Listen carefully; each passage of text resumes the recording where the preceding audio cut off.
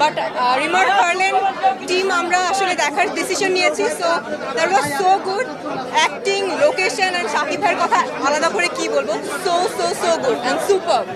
Thank you.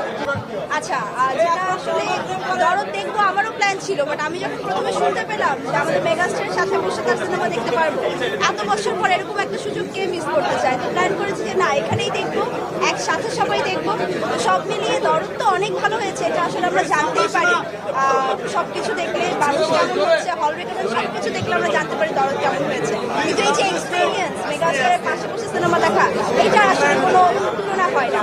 And overall Mamun ভাই, congratulation. আসলে everything is fair in love and war, না? এইটাই। Thank you. চাচুকে কি বলবো? দরদ সিনেমাটা আমার কাছে খুবই দরদিয়া লেগেছে, একদম যেটাকে বলে যে আমাদের মনকে স্পর্শ করে যায়, আমাদের মনকে ছুঁয়ে যায়, আমার মনকে ছুঁয়ে গেছে। এবং আই থিঙ্ক অনন্য মামুনের এটা one of the best work, one of the best film he has made.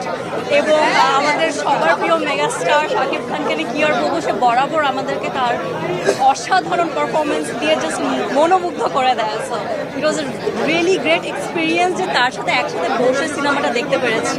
এবং আমাদের সবাইকে রিমার্কের পক্ষ থেকে থ্যাংক ইউ আজকে আসার জন্য।